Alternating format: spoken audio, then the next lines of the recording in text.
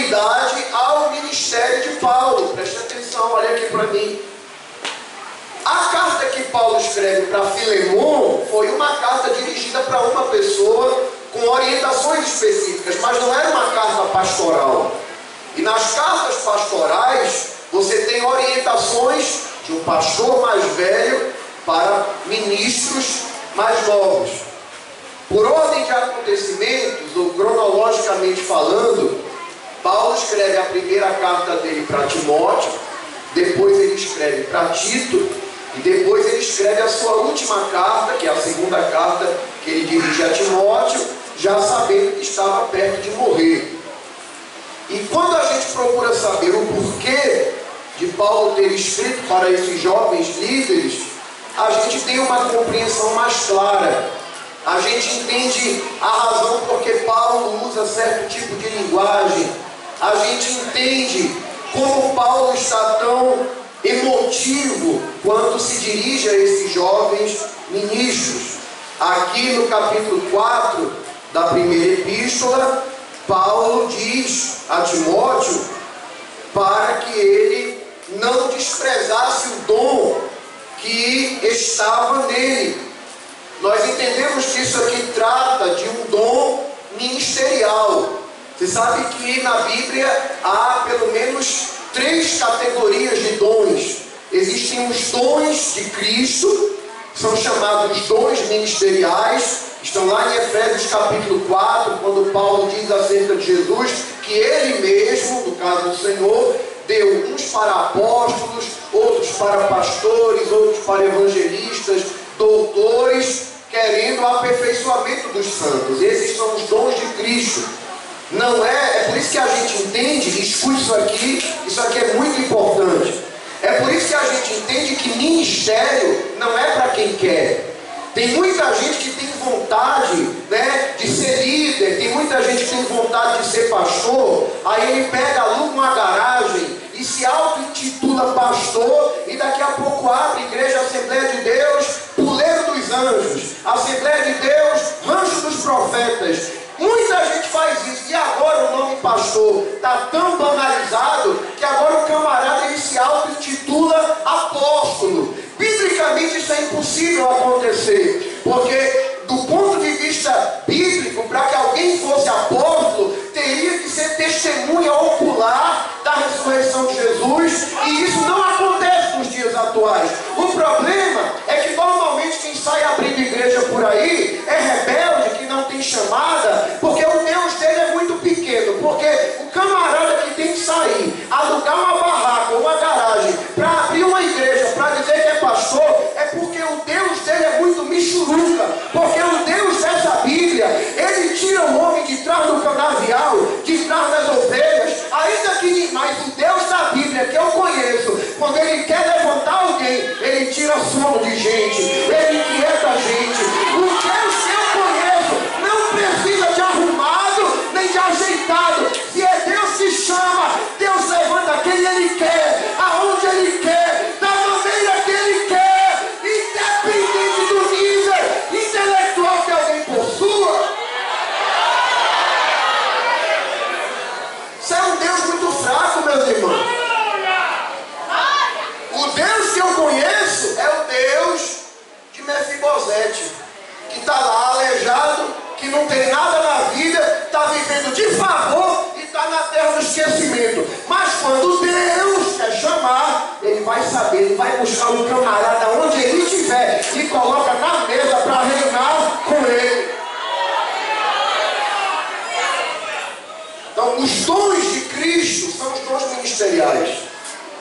A Bíblia diz que ele deu, é Jesus quem dá os dons ministeriais, é Jesus quem escolhe, uns para apóstolos, outros para profetas, pastores, doutores, evangelistas, visando o aperfeiçoamento dos santos. Esses são os dons de Cristo. Existem os dons de Deus, que estão lá em Romanos capítulo 12, lá pelo versículo 7, e aí você tem o dom de exercer o ministério do ensino, o dom de repartir. São pessoas que Deus escolhe para abençoar materialmente, para abençoarem a obra de visto lá em Romanos capítulo 12. O dom de exortar, o dom de exercer misericórdia, são os dons de Deus, que Deus reparte no corpo, na igreja, como Ele quer. E existem os dons do Espírito Santo, que estão lá em 1 Coríntios capítulo 14, 12, e naquela seção você vai encontrar que é profecia, variedade de línguas, discernimento de espírito, operação de maravilhas. São os dons do Espírito Santo que Ele manifesta na hora que Ele quer. Provavelmente não. Quando Paulo está falando com Timóteo, está dizendo a Timóteo que Timóteo não desprezasse o dom que havia nele. Perceba que Paulo diz: o dom que te foi dado por profecia, mediante a imposição das mãos do presbitério. O que é isso? Profecia, porque fala o seguinte: Deus falou que Timóteo seria um líder na igreja, e o ministério confirma a chamada. O modelo de liderança bíblico é esse. Paulo é um apóstolo, Jesus apareceu a Paulo, mas para que Paulo fosse considerado líder na igreja, a Bíblia diz que a igreja estava orando, jejuando, o Espírito Santo falou e os líderes impuseram as mãos e consagraram Barnabé e Saulo para a obra que Deus tinha chamado. Então, quando Deus chama, não é a gente que sai atrás da chamada. Quando Deus chama, Deus vai buscar a gente aonde a gente estiver. Diga amém. Quando ainda ninguém está me vendo, ninguém me dá oportunidade, é porque eu sou um coitadinho, então vai orar a terra, porque se Deus tem negócio contigo, Deus fala com Nabucodonosor, Deus fala com Faraó, e Deus não consegue falar com teu pastor, então tem alguma coisa errada aí contigo. Tem ou não tem? Que Deus disse a Davi: Davi, eu te tirei de lá de trás da malhada. Lá ninguém dava nada por você, mas eu coloquei você para ser príncipe sobre o meu povo. Quando Deus quer, acabou-se. Aí fica uns cabas fracos, frouxos, correndo, pulando de galho em galho, não tem convicção da chamada, mas nessa noite Deus está falando com quem tem o dom, com quem foi chamado. E quando Deus chama, muda a gente, morre gente, a terra se arrebenta, mas Deus cumpre o que Ele disse que ia te dar e o que Ele disse que ia fazer. O segredo é ficar no lugar, é ser crente, é ser submisso, é ser humilde, é respeitar a doutrina, a liderança da igreja. Porque tem crente que é assim, né? Não, Deus falou comigo. Aí ele acha que Deus falou com ele tem que sair atropelando todo mundo. Mas não é assim não que Deus chama não, querido.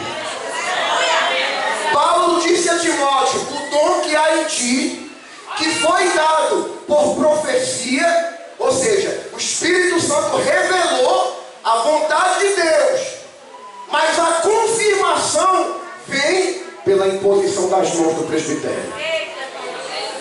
Então Deus que fala com você, fala com a liderança da igreja. Diga amém. Amém. Interessante que Paulo confirma isso na segunda epístola, no capítulo 1, versículo de número 6, Paulo diz: por este motivo te lembro que despertes o dom de Deus que existe em ti, pela imposição de quem? Das minhas mãos.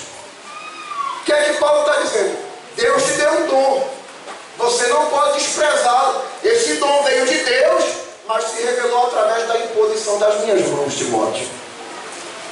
Isso é dom ministerial. E deixa eu falar uma coisa.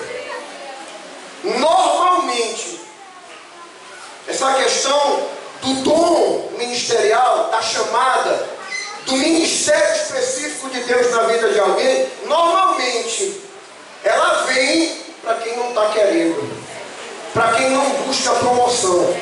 Até porque na história dessa igreja tem um mistério.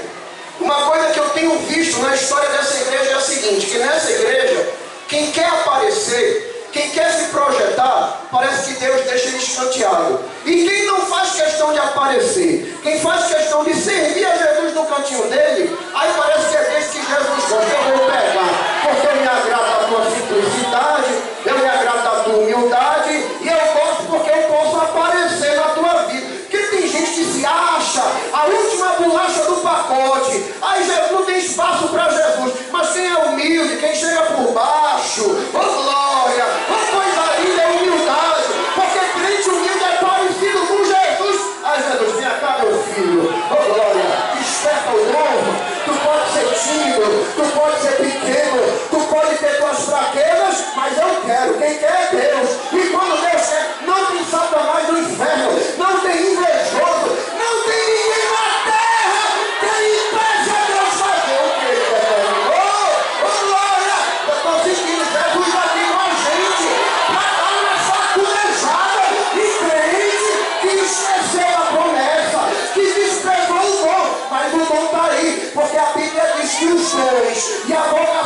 Deus são sem arrependimento. Quando Deus dá o dom, ele não se arrepende de ter dado, não.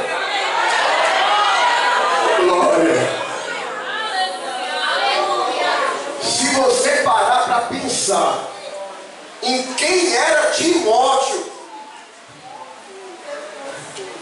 aí você medita no seguinte: por que é que Deus deu esse dom para Timóteo? Para a gente entender, é interessante ler o primeiro capítulo da segunda epístola de Paulo a Timóteo, 1 Timóteo capítulo 1, e o versículo de número 3 diz o seguinte: como te roguei, quando parti para a Macedônia, que ficasses em Éfeso, para advertires a alguns que não ensinem outra doutrina. Olha que bonito. Sabe o que é que Paulo está dizendo aqui a Timóteo? Como eu te roguei, como eu te supliquei, quando eu parti para a Macedônia, eu supliquei a você, Timóteo, fique lá em Éfeso e oriente e resguarde a igreja, não deixe que ensinem outra doutrina. Para você entender o propósito de Paulo ao escrever para Timóteo, tem que olhar isso aqui, tem que passar por aqui. Preste atenção. Paulo estava no final do ministério dele. Lá na segunda epístola, ele já sabia que o tempo do seu martírio se aproximava. Paulo sabia que não faltava muito tempo para ele morrer. E Paulo, a gente sabe disso porque Paulo, ele faz aquela declaração que a gente conhece desde cedo: combati o bom combate, acabei a carreira, guardei a fé, desde agora não me resta outra coisa senão receber a coroa que está reservada para mim e para todos aqueles que amam a sua vinda. Preste atenção que Paulo tinha um sentimento de dever cumprido. Terminei minha tarefa, posso enfrentar a morte sem nenhum problema. Interessante que Paulo não tinha nenhum remorso, né? Nenhum sentimento de: ai, Timóteo, se eu pudesse voltar no tempo, eu teria evangelizado mais, eu teria ajudado mais o meu pastor, eu teria me dedicado mais no trabalho. Não. Paulo, quando está falando da sua morte, ele diz assim: estou tranquilo. Em outras palavras, que eu combati o bom combate, terminei minha carreira e o principal, consegui chegar no final com a minha fé intacta. Só que dois sentimentos estão presentes no coração de Paulo nessas epístolas que ele escreve, tanto para Timóteo quanto para Tito. Você vai entender isso quando você lê, por exemplo, a carta de Paulo a Tito, acho capítulo 1, versículo 5, se não me falha a memória. Paulo diz assim, deixa eu ver se eu me lembro, é melhor ler para não esquecer. Carta de Tito, capítulo 1, versículo 5. Por esta causa te deixei em Creta, para que pusesses em ordem as coisas que ainda restam, e de cidade em cidade estabelecesses presbíteros, como eu já te falei. Preste atenção. Paulo tinha começado um trabalho na ilha de Creta. Só que Paulo não pôde concluir esse trabalho, porque ele foi preso. E agora o que é que Paulo faz? Paulo escreve para Tito, que era um obreiro mais jovem, dizendo a razão da carta de Paulo ter sido escrita a Tito. E eu estou citando Tito porque é o mesmo contexto de Timóteo, é uma carta pastoral. Paulo está dizendo: eu te deixei lá em Creta, Tito, para que você dê continuidade àquilo que eu iniciei e não vou poder terminar. Paulo tinha começado uma obra na ilha de Creta, mas não ia concluir, porque estava preso. Aí Paulo orienta Tito: você vai lá, você vai levantar presbíteros nas cidades. Paulo orienta, todos os detalhes são transmitidos a Tito. Por quê? Porque Tito iria dar continuidade ao trabalho que foi iniciado por Paulo. Diga amém. Amém. As cartas de Paulo a Timóteo têm o mesmo objetivo. Qual é a preocupação de Paulo? No caso de Timóteo, a preocupação de Paulo é: eu vou morrer, terminei meu ministério, estou tranquilão, porque eu fiz um bom trabalho, minha consciência está limpa diante de Deus. Mas Paulo tinha outro sentimento, que era a preocupação dele com a igreja. Porque Paulo pensava: tudo bem, terminei minha carreira, guardei a fé, vou receber minha coroa e vou para o céu. mas a igreja vai continuar. E a preocupação de Paulo era uma só: nas mãos de quem a igreja vai continuar? Então havia toda uma preocupação de Paulo em preparar uma liderança para dar continuidade à obra que ele havia iniciado. Você, quando lê, por exemplo, a segunda carta de Paulo a Timóteo, capítulo de número 2, eu vou ler aqui só para você ter uma ideia do sentimento que estava no coração de Paulo. Veja o que ele diz: tu, pois, meu filho, fortifica-te na graça que há em Cristo Jesus. Preste atenção. E o que de mim, entre muitas testemunhas, ouviste, preste atenção, o que você ouviu, o que você recebeu de mim, Paulo diz, confia-o a homens fiéis, que sejam idôneos, para também ensinarem os outros. Preste atenção. Qual a preocupação de Paulo com Timóteo? Timóteo, o que você ouviu, o que você recebeu de mim, transmita para homens fiéis, homens que sejam idôneos, para que esses ensinem a outros. A preocupação de Paulo era conservar uma liderança que mantivesse o princípio, o modelo da doutrina, da igreja. É por isso que você vai ver nas cartas de Paulo a Timóteo, várias vezes Paulo dizendo, guarda o depósito, conserva o modelo das palavras, permanece naquilo que aprendeste. Porque a preocupação de Paulo era, não muda o modelo, mantém, guarda, preserva, não deixa a coisa desandar.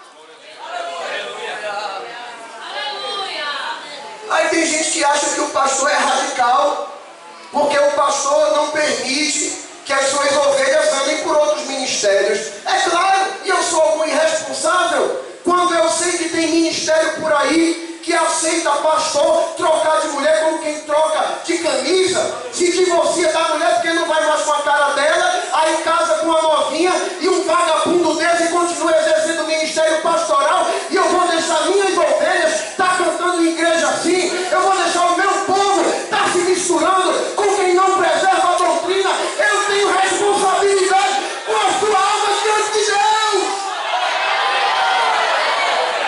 Camarada vai adultera ali, se prostitui acolá, daqui a pouco está no púlpito pregando e gente passando a mão por cima. Tenha vergonha na cara, rapaz, a igreja é santa.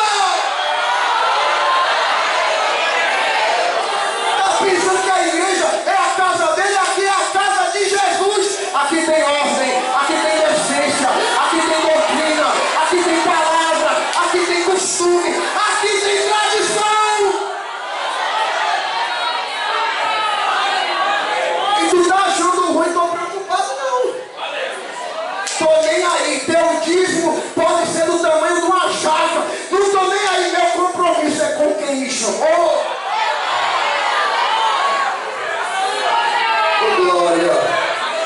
Eu estou sentindo Jesus aqui com a gente.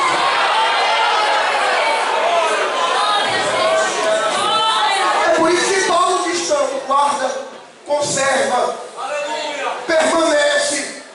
Quem quiser mudar, que mude, se arrebente para lá. Mas quem quer ir para o céu, guarda a palavra do jeito que a gente recebeu em Jesus. Oh, glória. Aí Paulo, que está preocupado com a igreja de Éfeso, presta atenção, olha aqui para mim, que lá em 1 Timóteo capítulo 1, versículo 3 e 4, Paulo diz, como te roguei, quando eu parti para a Macedônia, que você ficasse em Éfeso. Preste atenção, Paulo poderia pedir para qualquer outro discípulo, qualquer outro apóstolo ficar em Éfeso. Paulo poderia pedir para Apolo, que era um grande pregador da igreja do primeiro século. Paulo poderia ter pedido para Barnabé, mas Paulo pediu para Timóteo. E deixa eu falar uma coisa, se tem uma igreja na Bíblia que se parece com a Assembleia de Deus é a igreja de Éfeso. Oxe, pastor, e não é a igreja de Corinto, não. A igreja de Corinto é a igreja dos dons espirituais, é verdade. Mas a igreja de Corinto não é a igreja que mais parece com a gente. Eu vou dizer por quê. Que a igreja de Corinto tinha todos os dons espirituais. Paulo diz isso, 1 Coríntios capítulo 1, versículo 7. Paulo diz, de maneira que nenhum dom vos falta, esperando a manifestação de nosso Senhor Jesus Cristo. Sabe o que Paulo está dizendo? Enquanto Jesus não se manifesta, enquanto Jesus não vem buscar a igreja, não falta nenhum dom de vocês. Na igreja de Corinto, tinha gente que profetizava, falava variedade de línguas, interpretava línguas, operava milagre, tinha discernimento de espírito, todos os dons estavam presentes na igreja.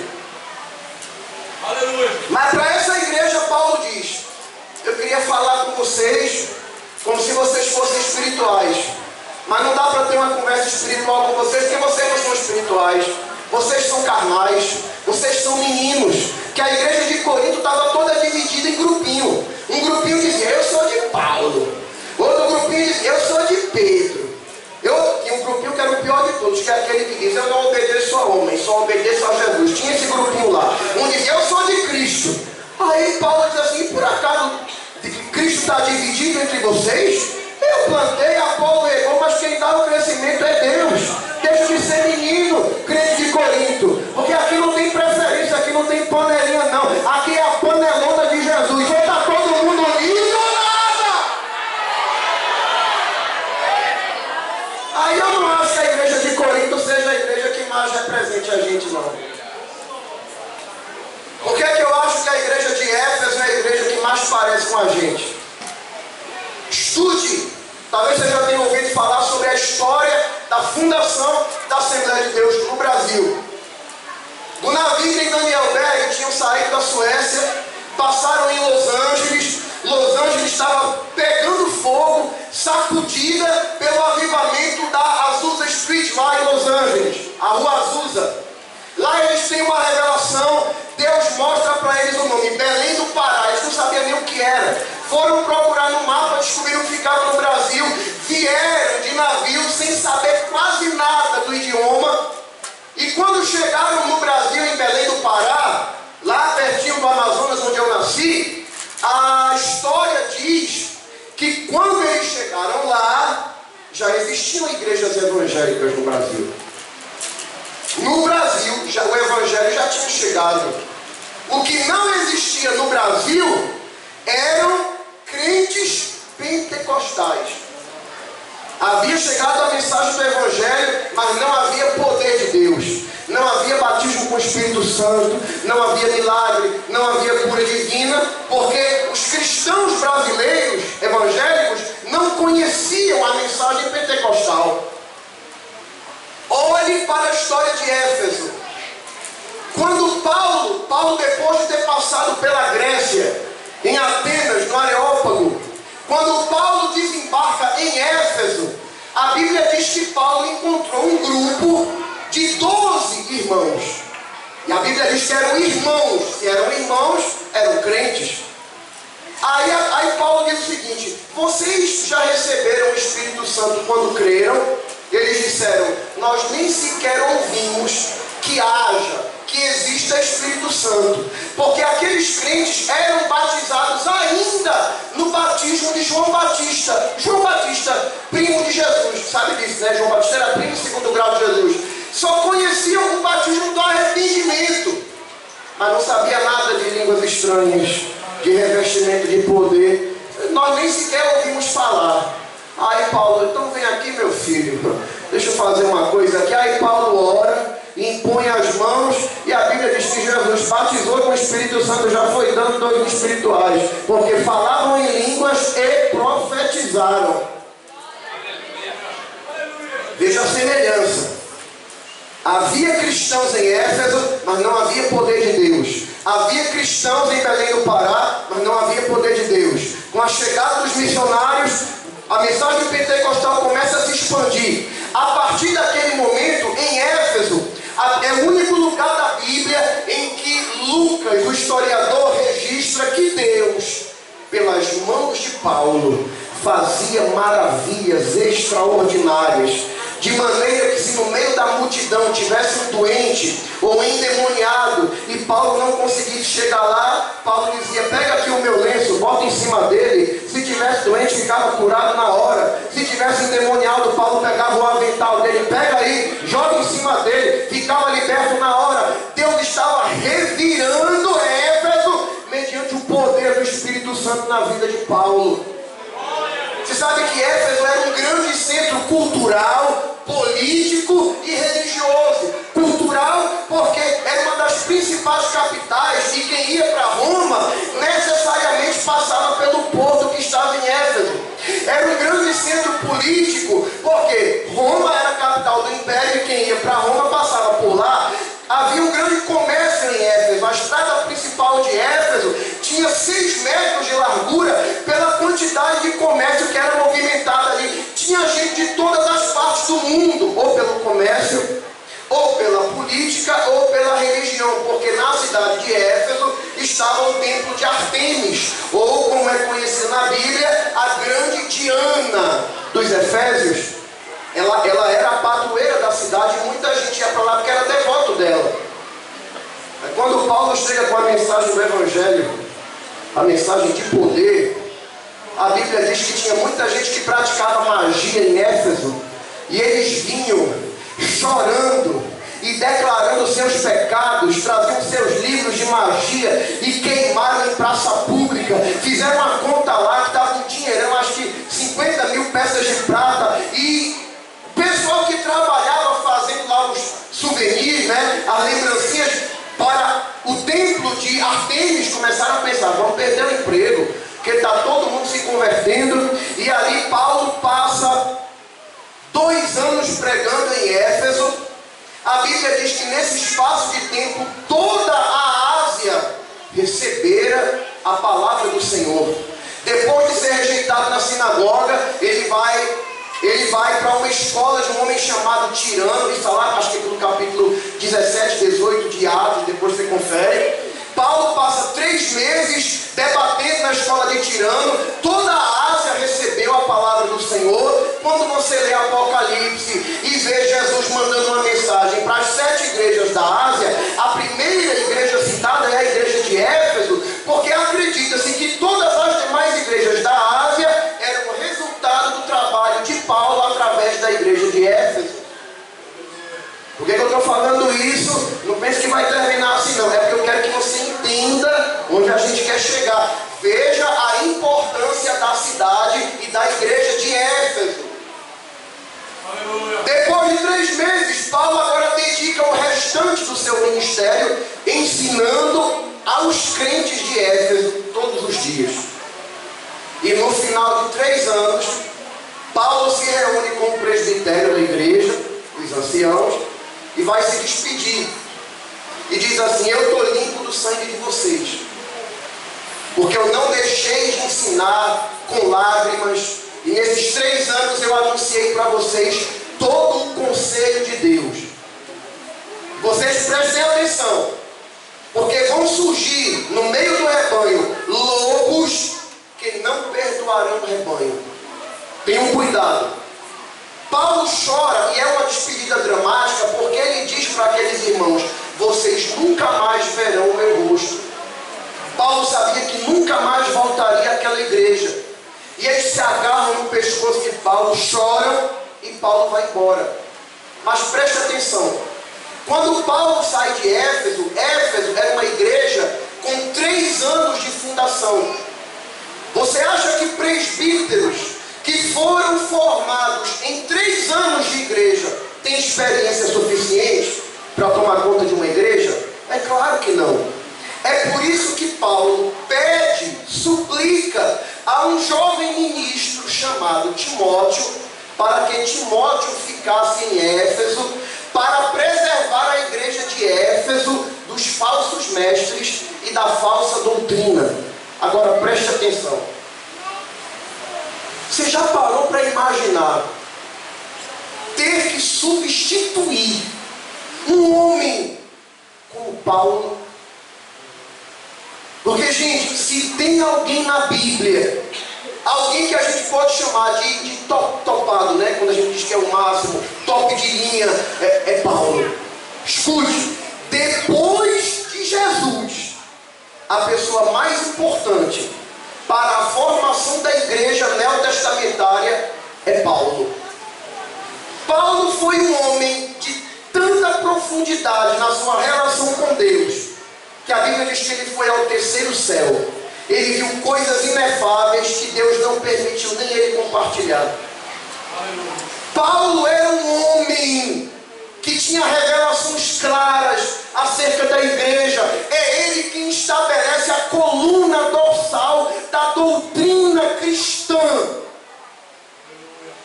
E quando Paulo olha para Éfeso, e quando você vê a carta que Paulo escreve para Éfeso, você vê que a carta de Paulo aos Efésios é a carta mais rica de conteúdo. É a carta que explica o mistério que é a igreja. Você sabe que a igreja era um mistério oculto. E é na carta de Paulo aos Efésios que Paulo desvenda esse mistério, dizendo que antes Deus via o mundo com dois povos: judeus, o povo da aliança, e gentios, que era o povo que não tinha aliança, estava longe de Deus, longe dos pactos, sem esperança, sem Deus no mundo, separados por uma grande barreira de separação. Aí Paulo ali revela o mistério da igreja, que vindo Cristo, ele desfaz a barreira da separação, e de ambos os povos faz apenas um. É o mistério da igreja. Alguém poderia pensar, substituir alguém com Paulo tem que ser alguém muito top também. Tem que ser alguém muito preparado. Gente, Paulo era um homem preparado não apenas espiritualmente. Paulo não era um homem apenas do poder de Deus. Paulo era um homem da palavra. Paulo dizia: vocês querem que eu fale com vocês o quê? Em grego, em latim, em aramaico, em hebraico. Esse era Paulo, um homem que excedeu todos os seus demais colegas na escola de Gamaliel, fez parte da composição da cúpula principal, da principal seita judaica, que era o farisaísmo. Esse era Paulo. É até lindo quando Paulo fala do currículo dele. E ele termina dizendo: mas considero tudo isso como esterco diante do conhecimento de Cristo. A humildade é a cereja do bolo, diga amém. Agora pare para pensar. Eu queria que você se colocasse no lugar de Timóteo, porque quem aqui trabalha sabe que uma das coisas mais difíceis é ter que substituir quem é muito bom. Se você tem uma babá que cuidou dos teus filhos e que deu muito certo, coisa difícil é arrumar alguém para substituir. Sim ou não? Você tem um funcionário exemplar e ele chega para você e diz: tenho que ir embora, tenho que me mudar, tenho que sair da cidade. Coisa difícil é arrumar alguém para colocar no lugar, não é verdade? Agora imagine a igreja de Éfeso, que foi fundada por nada mais, nada menos do que o apóstolo Paulo, que foi doutrinada, ensinada, que viu os milagres que Deus fez através de Paulo. E agora Paulo vai embora, e Paulo precisa de alguém para ficar lá, para resguardar a igreja. Paulo podia ter enviado Apolo, mas não foi o homem que Deus quis mandar para lá. Paulo poderia ter pedido a Pedro, a Barnabé, a qualquer outro. Mas quem foi que Deus chamou? A quem foi que Deus concedeu o dom? Tu vai ser um ministro que vai substituir o meu apóstolo em Éfeso. Quem foi que recebeu esse dom? Timóteo. Olha aqui para mim. Escute. Se tem alguém que eu e você não escolheríamos, sabe quem é? Timóteo. A Bíblia fala muito pouco de Timóteo, mas o pouco que a Bíblia fala revela 3 características de Timóteo. E eu vou te dizer quais são. Primeiro, Timóteo era jovem, e por ser jovem não tinha a mesma experiência de Paulo. Então ele era jovem e inexperiente. Segunda, Timóteo era tímido. E a gente sabe que Timóteo era tímido por pelo menos 3 indícios. Um é que quando Paulo escreve para a igreja de Corinto, avisando que Timóteo vai chegar lá, Paulo sabia que a igreja de Corinto era nó cego. Paulo diz assim: vede que Timóteo esteja entre vós sem temor. Porque ele sabia que a igreja de Corinto ia tentar intimidar Timóteo, porque Timóteo era tímido, Timóteo era quietinho. Timóteo era tão quieto que Paulo de vez em quando tinha que dar uma saculejada dizendo a ele: rapaz, desperta o dom que há em ti. Foi Deus que te chamou. Deus já revelou para a igreja que tem algo na tua vida, rapaz. O ministério já confirmou, quem pôs a mão, confirmando a tua chamada. Timóteo era tão tímido que na segunda carta Paulo ele é mais enfático, ele já não diz ele não despreze. E tão tímido que Timóteo era. Presta atenção, Timóteo era jovem, era tímido e era enfermo, era doente. Timóteo sofria de uma enfermidade crônica no estômago, que Paulo diz: pega um pouquinho de vinho, dilui ele na água e toma por causa das tuas frequentes enfermidades. Agora, quem de nós que tivesse que substituir Paulo iria olhar para Timóteo? Quem? Sabe quem fez isso? Deus. Deus fez isso. Tá bem, pastor. Isso aconteceu há 2000 anos atrás. O que é que tem a ver comigo hoje aqui em São Domingos 2? Tem tudo a ver. Sabe por quê? Porque a igreja continua na terra. Timóteo é uma geração nova que está substituindo uma geração que está partindo. Olhe a história da nossa igreja. Veja quem fundou a nossa igreja. Quando nós comparamos a nossa geração com a geração que veio antes de nós, sabe qual é a conclusão que a gente chega? É que nós somos inexperientes, nós somos tímidos e nós somos enfermos. Pastor, a gente é isso? É. Olhe para homens como José Amaro da Silva. Pastor José Amaro da Silva um dia tinha chegado depois do almoço em casa e entrou para o quarto para orar. Ficou o filho dele e o motorista no terraço. E quando foi já entardecendo, eles pensaram: vamos dormir, porque acho que pai vai terminar de orar e vai dormir. Aí o pastor José Amaro sai do quarto, chega no terraço, num tempo que não existia celular e telefone fixo era coisa de quem era rico. Aí o pastor José Amaro diz assim: prepare o jipe, que era rural, passe na casa de Pedro Leite, porque nós vamos descer para o sertão agora.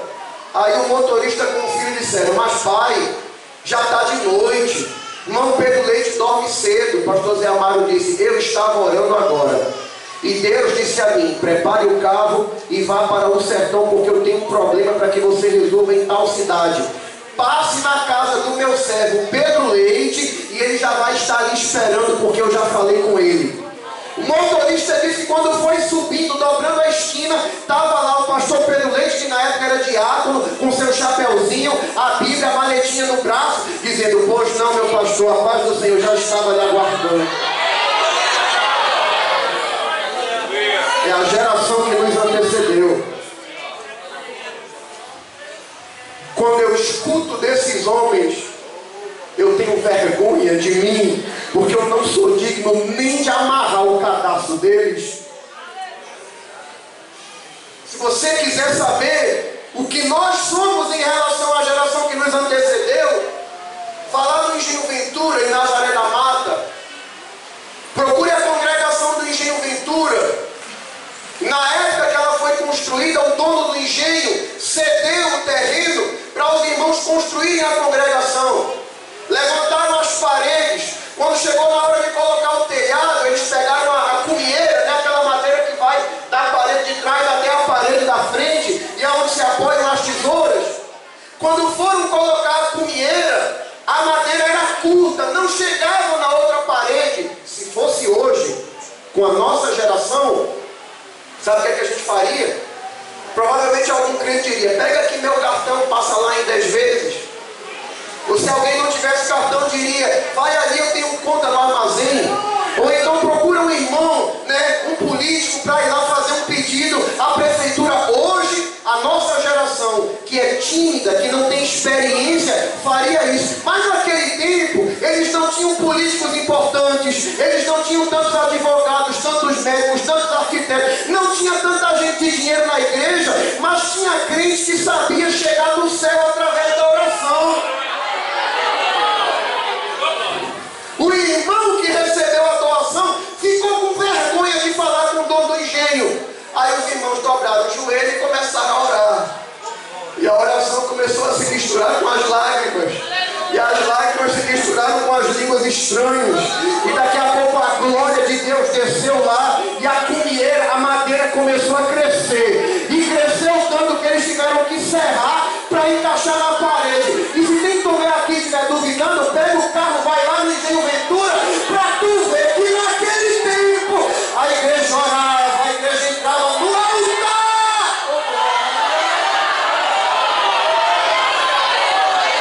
Alabante o Senhor.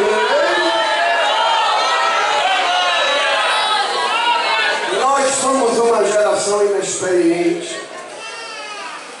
Nós somos uma geração tímida. Quando a enfermidade bate a porta, primeira coisa é o plano de saúde. Se não tem, vai na lupinha. Vai na lupa 24 horas. Ninguém nem lembra de pedir a unção com óleo mais. Minha mãe tinha uma prima e o médico disse: você tem um câncer na base da sua língua, não tem cura. E a prima da minha mãe não tinha recurso, não tinha plano de saúde, não tinha dinheiro, mas tinha ousadia para entrar na presença de Deus. Ela se trancou no banheiro e disse: eu só saio daqui quando Jesus me curar. E deu 11 horas, deu meia-noite, deu 1 da manhã, deu 2 da manhã, deu 3 da manhã, deu 4, 5 horas da manhã, está os gritos dentro de casa: Jesus me curou! Glória! Escute, nós somos uma geração enferma, doente. Por quê, pastor? Porque quando eu vejo que tem crente que, para dar glória a Deus, para se alegrar, ele tem que ouvir um hino carregado de egocentrismo. O que é isso? É hino que coloca o ser humano no centro. Eu sobrevivi. Quem não tem a raiz que eu tenho não suportaria. E tem coisa boa chegando. É muito fácil se alegrar com uma baboseira dessas. Aleluia! Glória a Deus! Hino que coloca o ser humano no centro.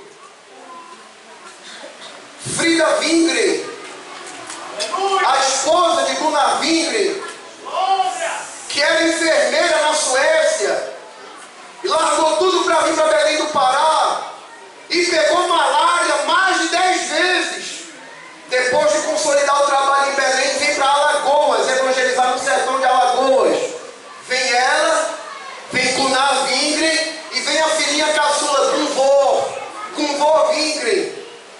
E nesse processo a menina adoeceu. E Jesus não quis curar Gunvor.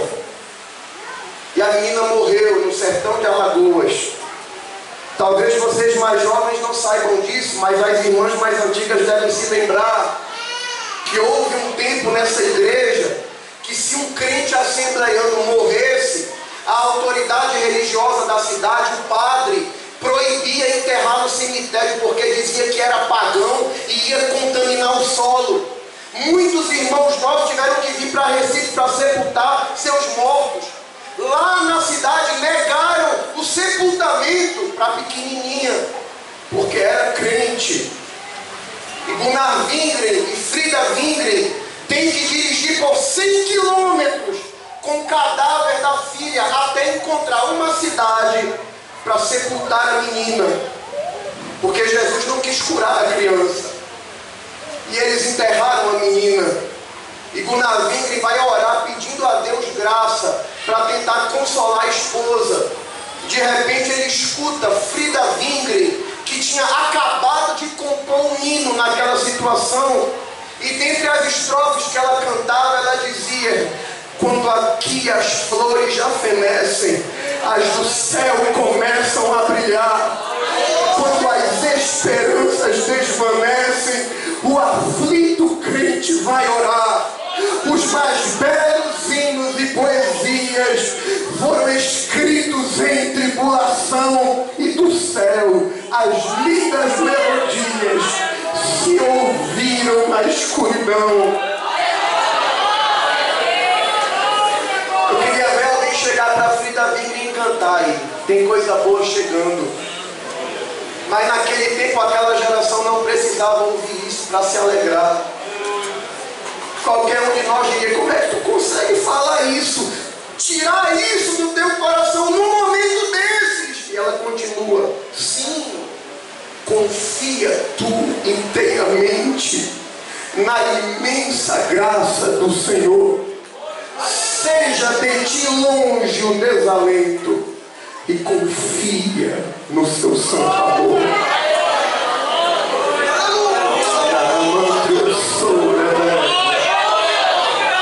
Glória. Pastor, isso não quer dizer que a gente é tímido, a gente é inexperiente e a gente é enfermo, e o Senhor quer que a gente se alegre com isso, mas tem que se alegrar, porque Deus, sabendo que a gente é o que é, ainda assim confiou na gente a responsabilidade de continuar com a igreja.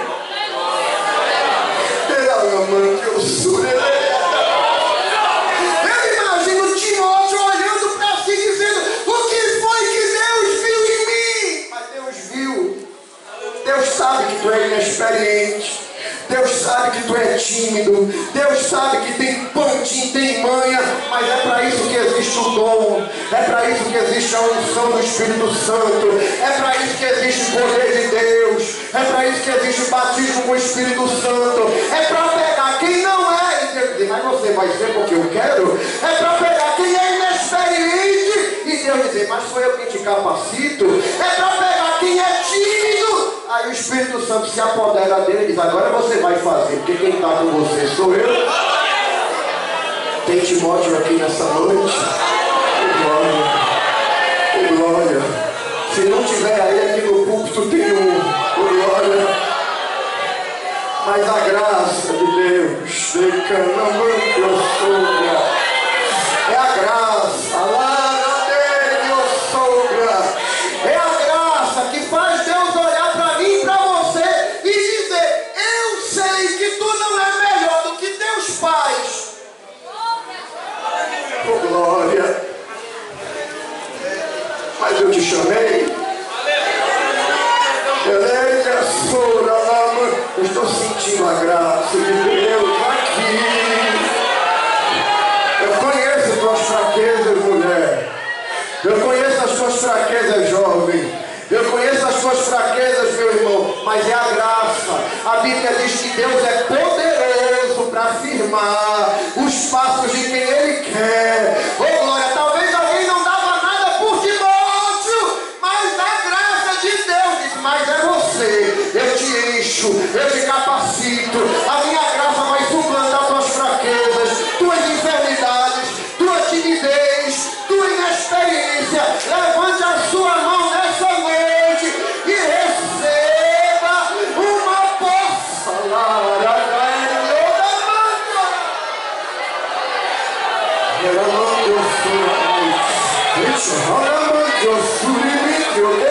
Eu estou sentindo Jesus aqui com a gente.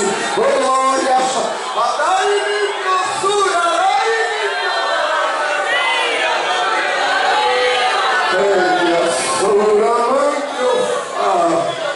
Glória. Desperta, crente. Talvez tu olhe espelho e diz: por que Deus insiste tanto comigo? Por que é que Deus exige tanto? Já viu que tem crente que diz isso? Teve momento na minha vida que eu dizia: por que Deus exige mais de mim do que dos outros? Por que para mim as coisas parecem mais difíceis que os demais? É porque o que Deus determinou para você, Ele não dá a todo mundo. E a quem muito Deus quer dar, muito mais Ele vai exigir.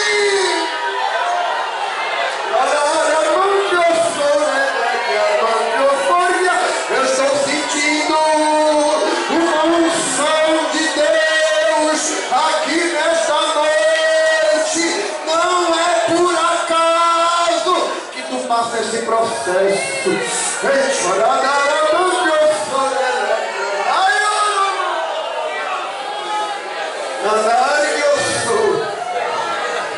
Tu perguntas assim: porque Jesus me trouxe para cá.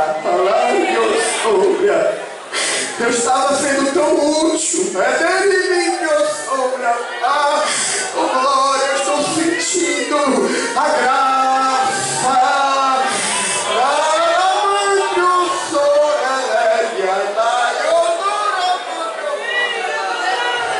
Hoje é noite de despertamento. Oh glória. Tem crente aqui que já estava refazendo o projeto. Eu vou fazer assim, eu quero saber de chamada, eu vou preparar minha vida. Mas o Espírito Santo está dizendo aqui: desmancha teu projeto, porque o que eu tenho contigo é maior. O que eu tenho aí entregado na tua mão. Oh glória. Quem tem glória, dá glória. Sabe que tem glória, Senhor? Abre a boca, destampa o vaso, porque nessa noite o Espírito de Deus vai dar um saculejo em crente aqui que já estava despreza da chamada.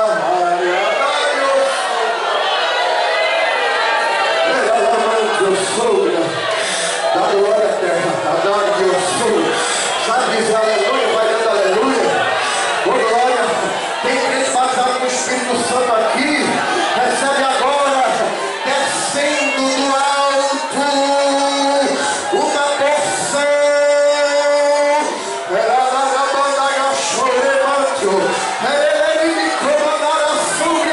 Oh glória. Está descendo algo novo do céu. Receba.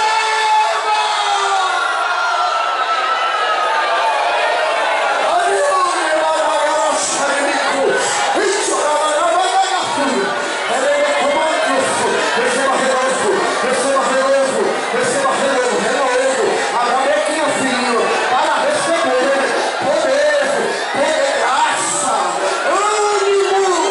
Soldado ferido vai ser curado hoje aqui no céu.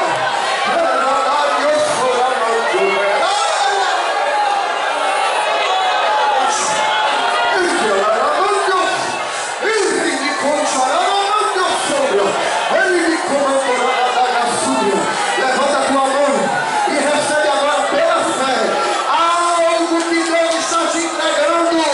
Tem pergaminhos descendo aqui. Tem crente que Deus vai levantar no ministério da palavra.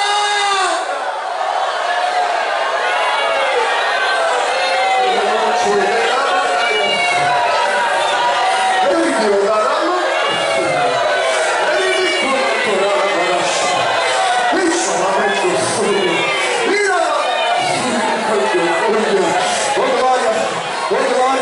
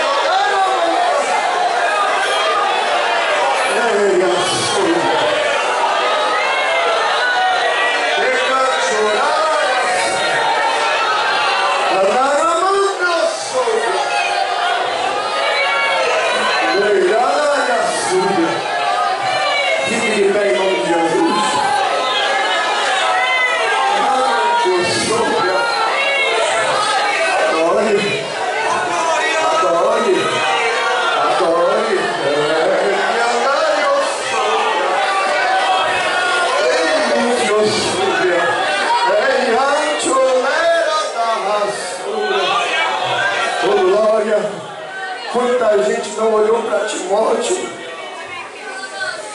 Quanta gente não olhou dizendo: quem? Esse aí? Substituir Paulo? Oh, glória! Não é porque tu quer, não é porque tu se apresentou, é porque Jesus te viu. Oh, glória! Jesus te escolheu. No meio dos teus, Jesus te escolheu, jovem. Ele me trouxe é tão difícil, né? Oh, glória!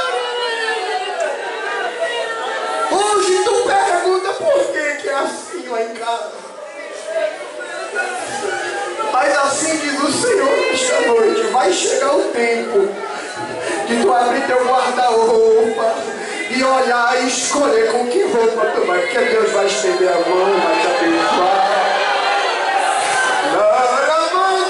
Sobre a área,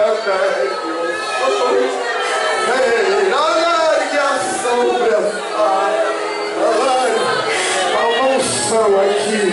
Adore a Ele, levante a sua mão, glorifique.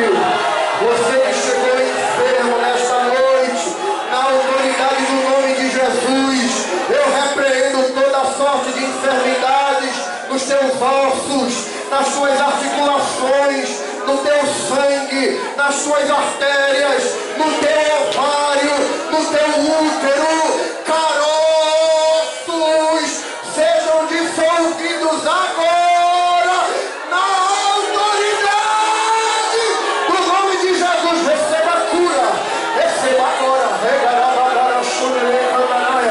Ele me coube a sombra, mioma. Eu te ordeno na autoridade do nome de Jesus. Seja dissolvido agora.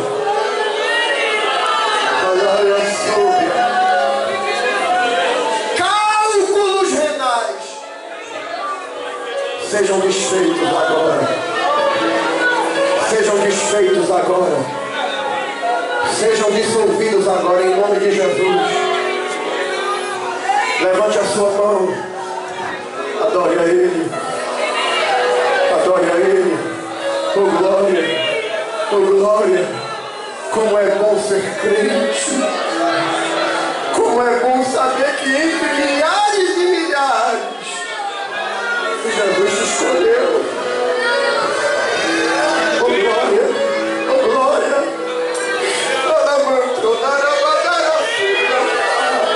Receba essa graça. Receba um abraço na tua alma nesta noite. Recebe consolo, jovem. Horário sobre a folha, Ele sobre a laridéria. Oh, glória! Para uma finalidade Deus te pôs no deserto, para uma preparação. Suporta porque apesar das tuas fraquezas, o Senhor te chamou e te escolheu. Pai, te agradecemos nesta noite por tua palavra, pelo mover do teu Espírito, pela tua voz que falou conosco na noite deste dia. Recebe a nossa gratidão, fica conosco, é o que nós te pedimos e agradecemos em nome de Jesus. Amém. Sente só um minutinho, meus irmãos, para nós concluirmos o trabalho aqui. Quem está feliz, tem crente feliz aqui? É bom ser crente, né? Como é bom ser crente, Jesus. Glória a Deus. Meus irmãos, vamos deixar a dirigente do Conjunto Vida Nova trazer sua palavra de agradecimento. E daqui a pouquinho nós estaremos concluindo o trabalho com oração. Venha rapidinho, correndo.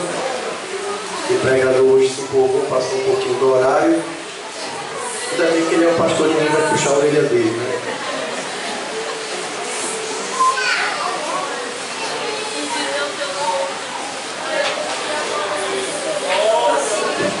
Nós oramos com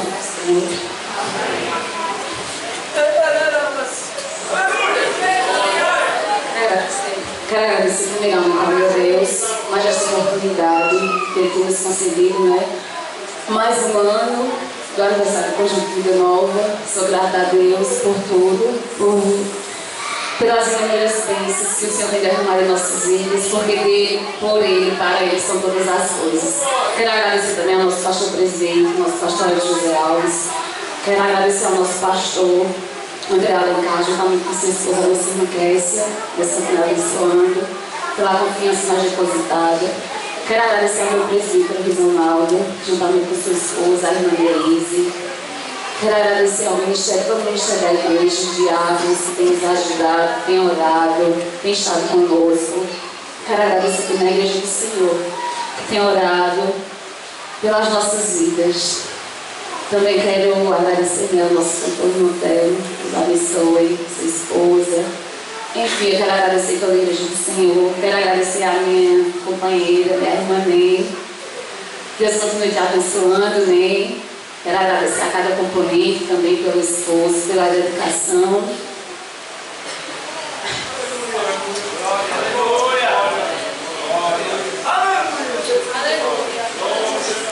Que o Senhor Jesus continue abençoando cada um.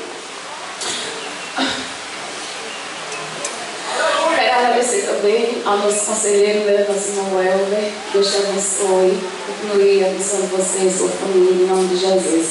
Quero agradecer em toda a igreja do Senhor, para não esquecer ninguém. Para não ficar em suas minhas palavras, eu vou deixar aqui no livro dos Salmos. Salmo 103, verso 1 e 2, que diz assim: bendiz a minha alma ao Senhor, e tudo que há em mim bendiga o seu santo nome. Bendiz a minha alma ao Senhor, e não te esqueças de nenhum dos teus benefícios. Amém. Deus abençoe a Deus, em nome de Jesus.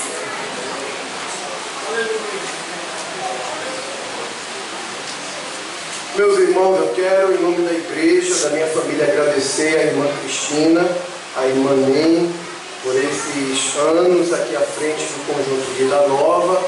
E os irmãos sabem que nós estamos adequando a rotina da igreja, o perfil da igreja, ao modelo que nós temos em Recife, de maneira que, quando nós anunciamos que faríamos isso, elas muito amorosamente apegadas ao grupo foram lá: pastor, o que é que... Não, vocês fazem a festa, não tem nenhum problema, eu vou lá, participo da festa com vocês. Mas os irmãos sabem que os novos convertidos, eles precisam ser discipulados na escola dominical para serem encaminhados ao batismo em águas, e após tornarem-se membros, eles são direcionados aos grupos oficiais da igreja. Quem é jovem vai para os jovens, quem é casado vai para o conjunto de casais, né? Quem quiser ir para o coral vai para o coral, e cada irmão vai sendo colocado dentro do seu segmento. Pastor, mas aqueles irmãos que ainda não são casados civilmente, pastor, eu não sou insensível a isso, meus irmãos, entenda. Porque minha mãe viveu essa realidade. Minha mãe não era casada civilmente com meu pai, voltou para a igreja, queria participar da Santa Ceia, queria se envolver, mas não podia porque meu pai se negava a casar com ela. Mas o que é que a gente aprende na igreja? Que aquilo que a gente não consegue com os recursos naturais da terra, a gente consegue por meio da oração. Minha mãe foi para o joelho e Deus foi tratar com meu pai. E cada um Deus trata de uma forma. Eu já vi casos de maridos não crentes, que a esposa foi para o jejum, foi para a oração, de repente o camarada acordou e disse: eu quero casar com você. No caso do meu pai foi diferente, né? Jesus botou meu pai no leito, ficou 5 dias na UTI, só deu tempo dele se consertar para ir para o céu, e foi a forma, porque Deus tinha um negócio com a minha família, que meu pai ficava, não deixava a gente se envolver, né? E Deus me disse uma vez: para que uma grande árvore possa nascer, uma semente vai ter que morrer. Quando meu pai foi para a UTI, eu entendi. Só deu tempo de meu pai aceitar Jesus, morreu, e realmente a minha mãe foi dirigente de círculo de oração, porque pôde, né, voltar a tomar Santa Ceia. Minha irmã foi dirigir campanha, depois casou com um ministro, né, eu estou fazendo a obra. Mas, ou a gente não crê, meus irmãos, que Deus ainda muda a história de família? Muda ou não muda? Agora a gente não pode ficar, né, acomodado, né? Tem que fazer um carinho no joelhinho, e às vezes tem que fazer um carinho até na testinha. Amém?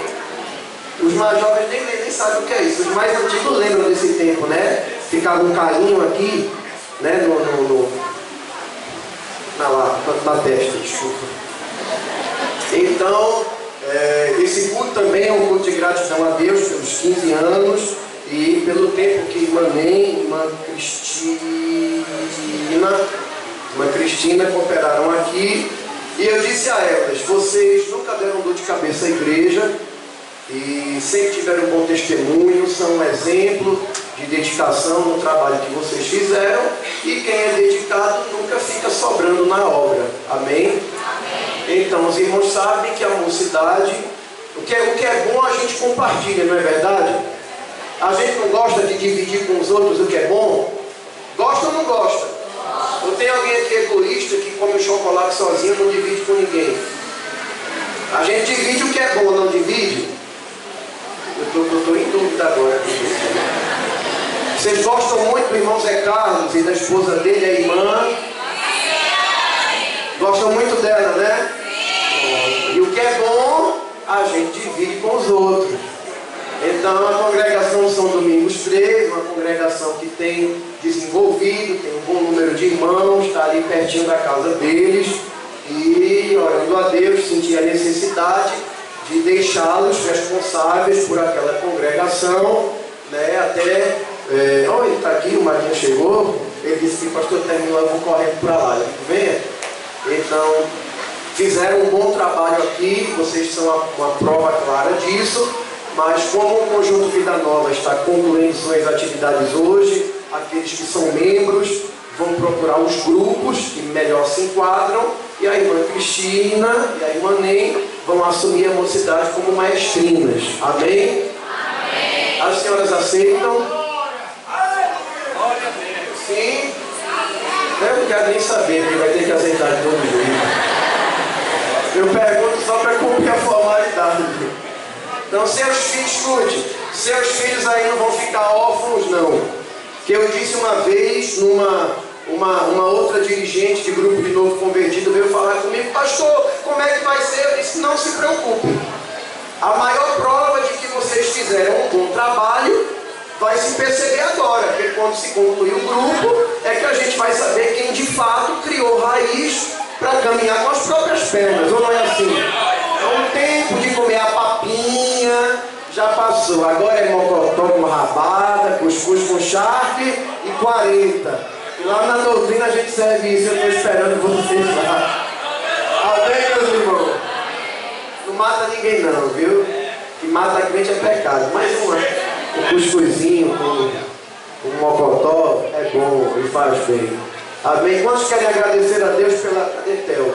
Theo já foi vender o CD dele, né? Se você quiser continuar ouvindo o irmão Theo, é melhor você comprar o CD, porque se você levar para sua casa, o bichinho come, que é uma beleza. Então, você compra o CD dele, tem 40 canções.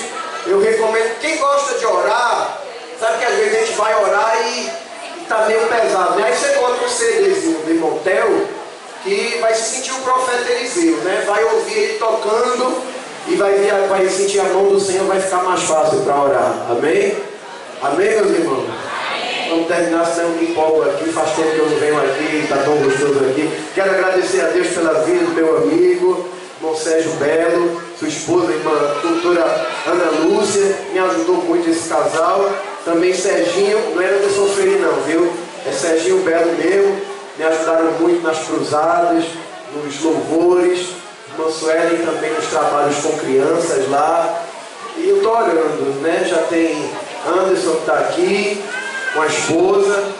E eu vou orar para Jesus soprar um vento, trazer um bocado de vaso para vir me ajudar aqui também. Amém? Vamos ficar de pé, agradecer meu amigo, o presbítero nosso irmão Severino, que está conosco. A filha dele está aqui também. Vamos agradecer a Deus, meus irmãos. Vocês têm algum aviso? Bem lembrado, meu amigo. Tem alguém para Jesus nessa noite? Eu entendi que Deus falou de forma muito particular para a sua igreja, mas se você não é crente, sentiu o chamado do Senhor e deseja entregar seu coração a Jesus, venha. A igreja está aqui para orar por você. Você pode ser jovem, tímido e doente, mas Jesus escolhe gente assim para glorificar o nome dele. Tem alguém para Jesus? Não tem, vamos agradecer ao Senhor. Quem está feliz, meus irmãos? Quinta-feira, espero vocês lá na doutrina. Tem um assunto que raramente a gente fala na igreja.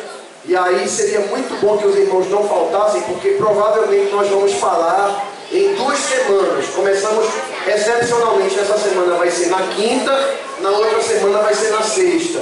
Então, como vai ser em 2 semanas, é bom não perder a primeira etapa para não ficar sem saber o que foi falado, né? A gente vai falar sobre... Bom, se você quiser saber, quinta-feira eu espero você lá na doutrina. Pai, em nome de Jesus, te agradecemos por tudo que tu nos concedeste nesta noite. Obrigado pelos louvores, pela presença dos teus filhos aqui em peso, pelos cânticos, pela adoração da tua igreja, pela tua palavra, Senhor. Recebe a nossa gratidão pela vida da irmã Cristina, da irmã Ney, pelo desempenho das suas atividades desse lindo grupo, pelas experiências que eles puderam vivenciar ao longo desses 15 anos. Agora continua conduzindo teus filhos nessa nova etapa, ajudando, dando vitória àqueles que dependem de uma outra pessoa para poderem descerem as águas, Senhor. Mas tu és o Senhor desta igreja e os teus propósitos não podem ser impedidos pelo homem. Portanto, visita quem precisa ser visitado e dá vitória a tuas filhas que anelam pelo casamento para que tornem-se membros da igreja. Abençoa, Senhor, a vida do nosso irmão Zé Carlos e da sua esposa. Recompensa pelo tempo que estiveram à frente da mocidade, Senhor, como maestro e maestrina, e agora nessa nova etapa, naquela congregação. Ser com teus filhos e ajuda a irmã Cristina e a irmã Ney na condução desta nova tarefa. Abençoa o teu trabalho aqui, faz cada vez mais próspero. Recompensa teu filho, irmão Ronaldo, pela dedicação e o empenho. Fica conosco, Senhor, leva-nos em paz, é o que te pedimos e agradecemos em nome de Jesus, amém. E que a graça do Senhor Jesus, o amor de Deus nosso Pai, a comunhão e as consolações do Espírito Santo seja sobre todo o povo de Deus, desde agora e para sempre. Todos dizem amém. Cumprimente seu irmão. Sexta-feira vai ser a doutrina aqui, né? Foi trocada. Quinta-feira vai ser a doutrina lá na grande. Sexta-feira, culto de doutrina aqui, não falte. Cumprimente seu irmão e diga: foi bom você ter vindo.